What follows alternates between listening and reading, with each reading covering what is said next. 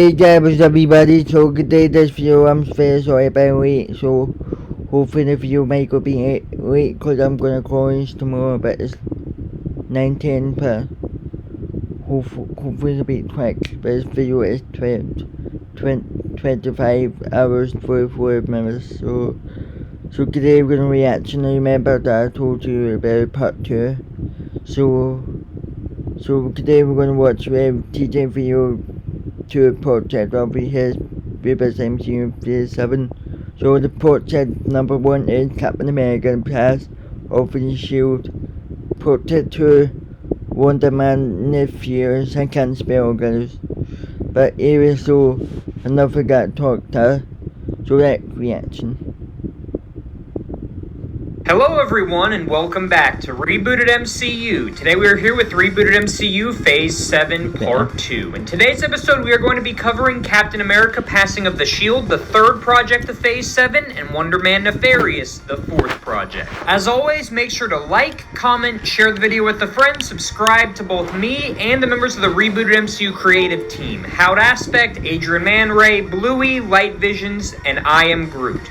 But anyways, not going to keep this intro super long, let's go ahead and jump into Captain America Passing of the Shield. Phase 7 Part 3 is Captain America Passing of the Shield, and it takes place in Universe 2031. The project opens up inside Avengers HQ as we see Steve Rogers, aka Captain America, played by Chris Evans, Bucky Barnes, played by Sebastian Stan, and Sam Wilson, aka Falcon, played by Anthony Mackie, sparring against each other in the training facility.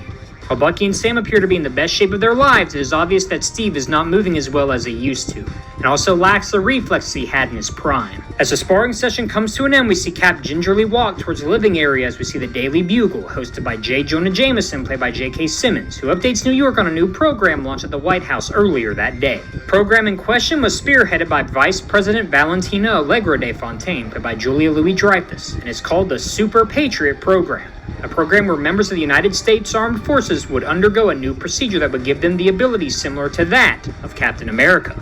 It is also where the first soldier to have undergone this procedure is revealed, John Walker, aka the U.S. Agent, played by Wyatt Russell, who will act as a government-sanctioned super soldier. Concerned with these revelations, Steve calls S.H.I.E.L.D. Director Maria Hill, played by Kobe Smolder, and asks if she has any information related to the Super Patriot program. Hill says she does not, but promises Cap that she will do her best to obtain information for him.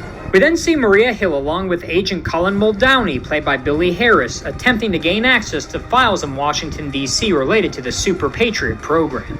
After nearly being discovered sneaking around the White House archives, Hill and Muldowney uncover classified documents related to the program.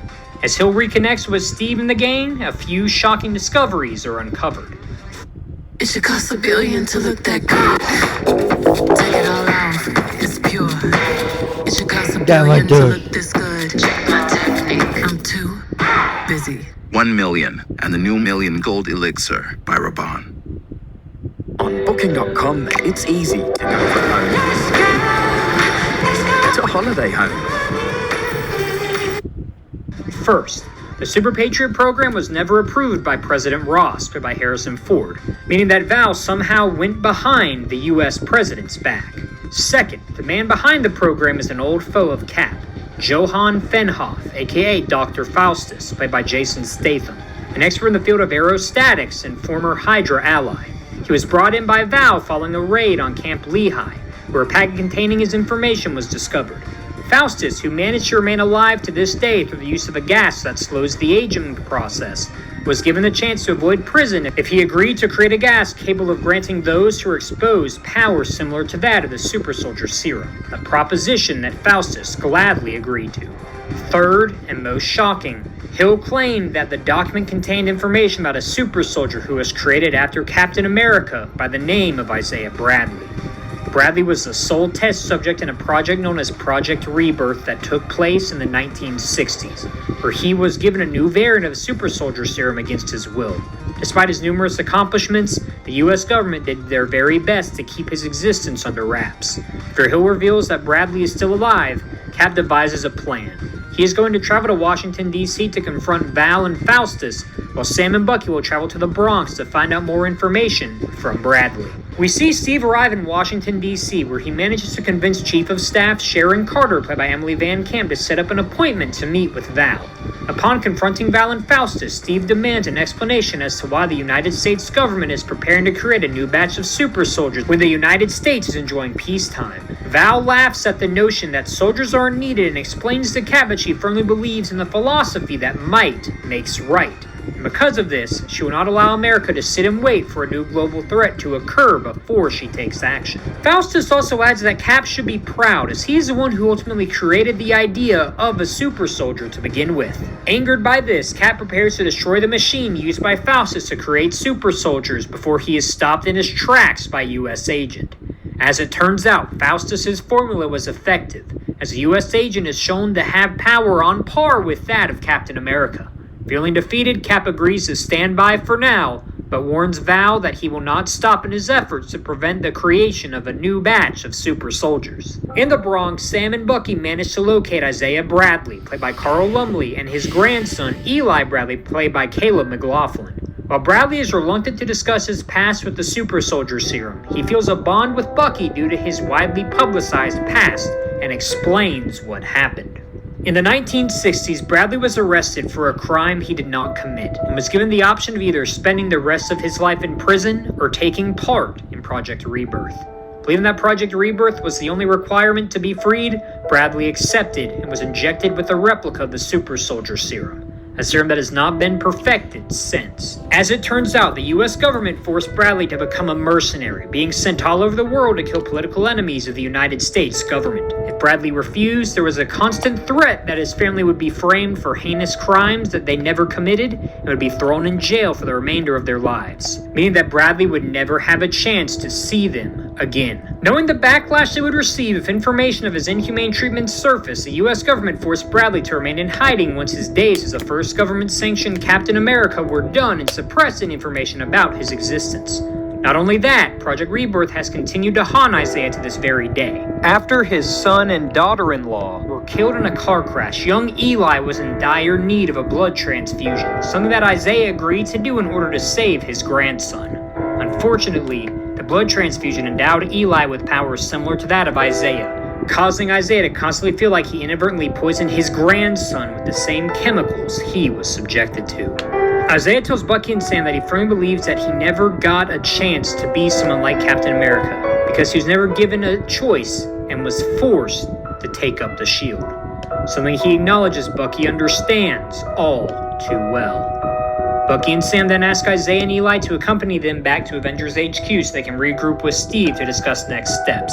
While initially skeptical, following some persuasion by Eli, Isaiah agrees. Upon returning to Avengers HQ, Isaiah has a difficult first meeting with Steve, but the group decides to discuss how they will seek to move forward with the current problems they're facing. Steve says that Hill told him that she had one final plan up her sleeve and to meet her in Washington, D.C. the following morning. But before the group heads to D.C., Cap makes a monumental decision, saying that his fight against the U.S. agent made it clear. He no longer believes he is the one worthy to hold the title of Captain America and wants to pass the mantle on to the next generation. Looking at Bucky, Cap explains that he felt the mantle of Captain America represented an idea. The idea that someone would be there to pick up the slack for those who couldn't. The type of person that Dr. Erskine wanted. Not a perfect soldier, but someone who made the choice to be a good man.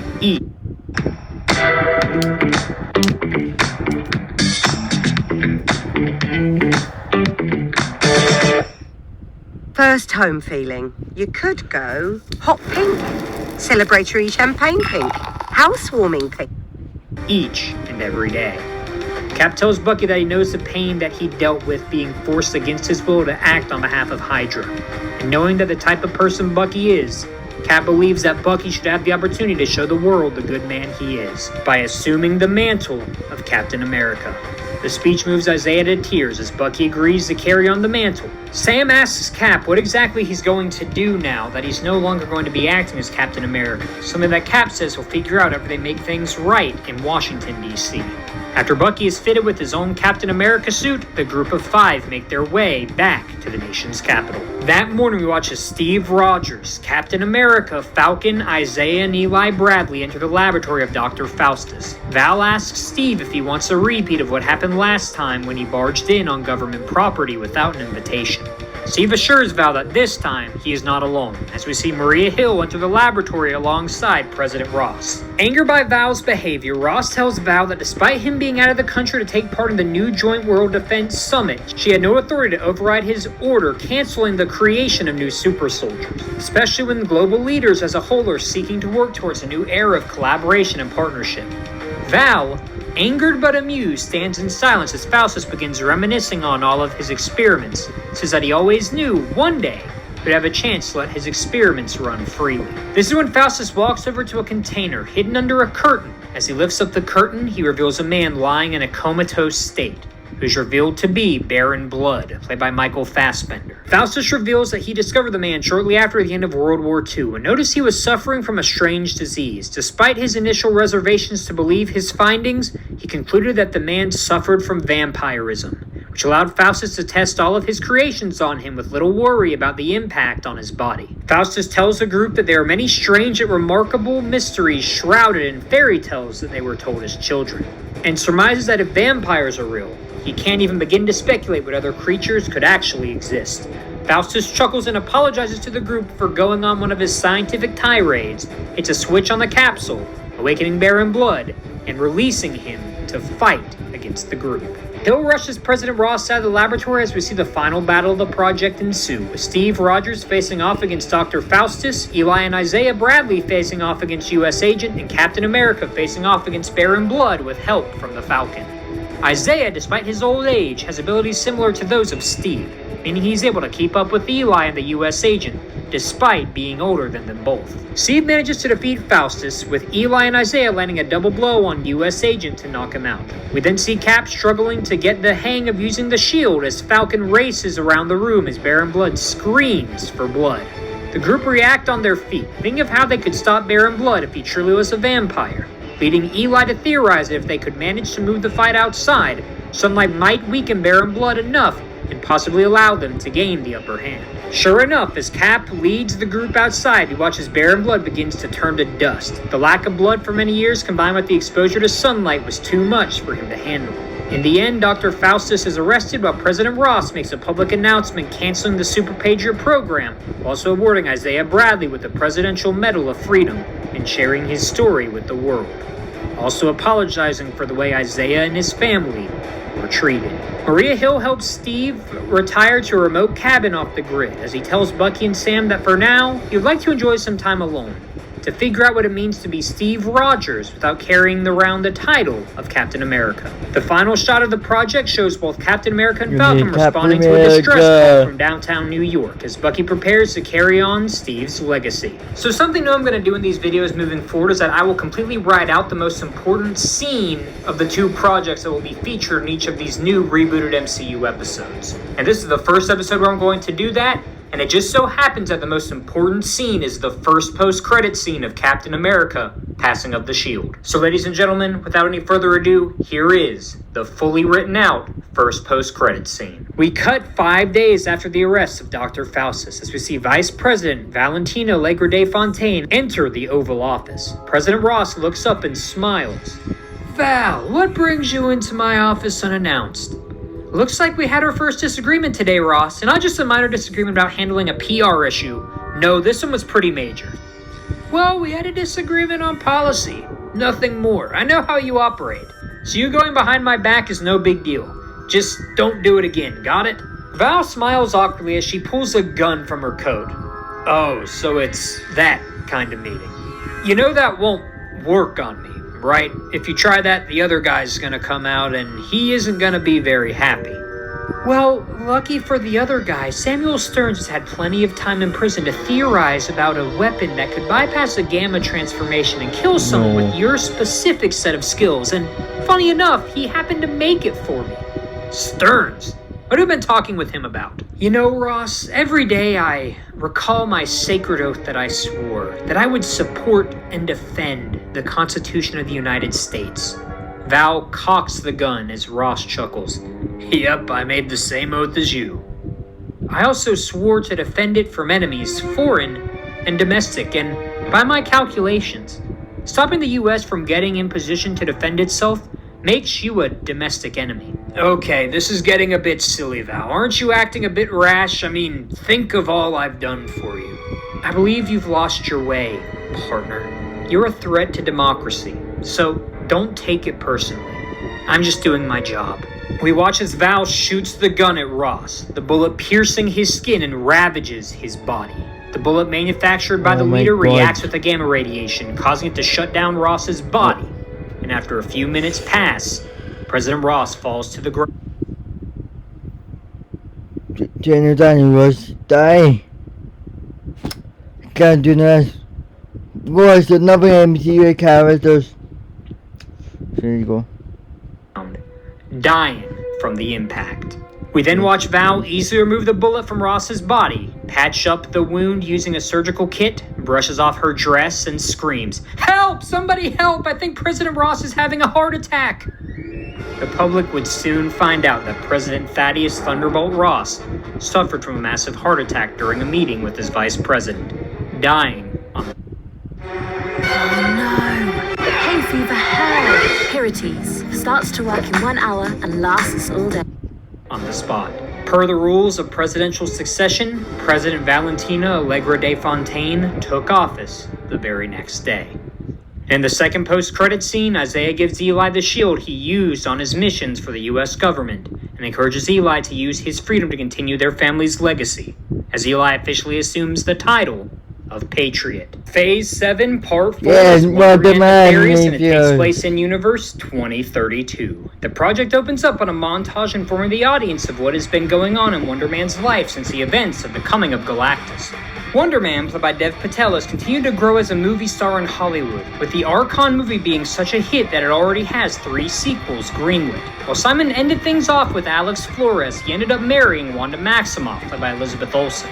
The two grew close during Wanda's recovery in Kamartaj, and following a marriage ceremony officiated by Jennifer Walters, aka She-Hulk, played by Tatiana Maslany, the two were married in 2031.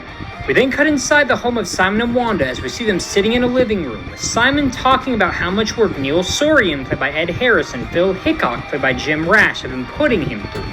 As he finishes this discussion, watch as Pietro Maximoff, aka Quicksilver, played by Evan Peters, bursts through the front door carrying 2 baby onesies and saying that he can't wait to meet his nephews. Simon and Wanda look at each other awkwardly as we see 2 teenage boys walk downstairs. They are revealed to be the children of Wanda and Simon, Billy Maximoff, played by Joe Locke, and Tommy Maximoff, played by Jacob Tremblay.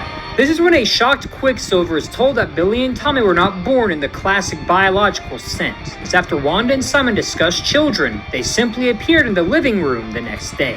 Quicksilver very awkwardly asks about their age, which Simon surmises is based on the conversation he and Wanda had. During that conversation about children, Wanda mentioned that she did not want to have to deal with babies, and she has heard awful things about the dreaded period of time known as the Terrible Twos, and wished that she and Simon could just skip the baby phase and go straight to young adulthood. While the two lack a solid explanation for their children being created, Simon theorized it has something to do with Wanda's power and her possibly having the ability to create organic, sentient life. This is when we are fully introduced to Billy and Tommy through their interactions with Uncle Pietro. Billy is polite, introducing himself with a handshake and mentioning how grateful he is to finally meet his uncle. Tommy, on the other hand, is brash, using slang when talking with Pietro, even challenging him to a race, as he was told that his uncle is pretty fast as well. Oh, right. There's one small detail about both Billy and Tommy I forgot to mention. They both share powers similar to that of the Maximoff siblings. Billy having natural magical control, while Tommy has the ability to run at speeds similar to that of Pietro. As Quicksilver and Tommy race around outside, Simon receives a call from his Archon co-star Ginger Beach, played by Mimi Keene, who informs Simon that they have been invited to a private island off the coast of Italy to celebrate the success of the Archon franchise. Beach encourages Simon to bring his family, a proposition that excites Simon as it would be the first opportunity to show the world of Wanda's true colors and help rebuild her reputation following the events of the birth of the Scarlet Witch. Ecstatic, Simon informs the family of the news as they begin to prepare for their trip. We cut to 2 weeks in the future as we see Simon, Wanda, Ginger, Billy, and Tommy on a boat sailing towards a private island off the coast of Italy. As they travel, Simon talks on the phone with Neil and Phil, informing them that he'll be out of town for a few days. This stresses Neil and Phil out greatly, as they both sign Simon up for countless interviews and television appearances during this time. Simon apologizes and hangs up as the group arrives at the island. Throughout the project, we would get flashes to both Neil and Phil attempting to stand in Simon's place and participate in his interviews and television appearances, having varying degrees of success in the process. Back at the island, Simon and his family are introduced to the owner of the island, a man who says to call him Mr. Stocks, played by Justin Baldoni. He begins talking with Simon about how much he loved the Archon films as the group walks around the island. Stocks explains that the island has been in his family for as long as he can remember, and because of this, he loves to throw massive parties for his friends and influential people to celebrate their accomplishments and achievements. This is when Stocks mentions that the sun is beginning to set, meaning that the party is about to begin, as he invites Simon and his family inside. That night we watch as Mr. Stocks kicks off the party with many unknown and unfamiliar guests being in attendance. During the event, both Wanda and Simon are given numerous drinks by the waitstaff, causing them to become inebriated. Even Tommy manages to slip a drink, in spite of Billy telling him not to do so. After hours of partying, Mr. Stocks eventually invites a very inebriated Simon to follow him to his office, as he wants to show Simon his prized piece of Archon memorabilia. Simon happily agrees, but as the duo walks away from the party, Simon is knocked unconscious. Waking up hours later, tied up in a laboratory where we see Dr. Kenneth Sturdy, played by Jim Howick, running tests on Simon. When Simon realizes what has happened, he easily breaks out of the restraints and informs the doctor that if he hopes to contain him, he will need to find something stronger than simple restraints. This is when Mr. Stocks reveals his true identity as Lucino Nefaria, aka Count Nefaria, the head of the Magia and the man who has the remaining 50% of the ionic compound coursing through his veins. Simon then learns of Ginger Beach's betrayal and ultimately engages in combat with Nefaria, whose power rivals even that of Wonder Man.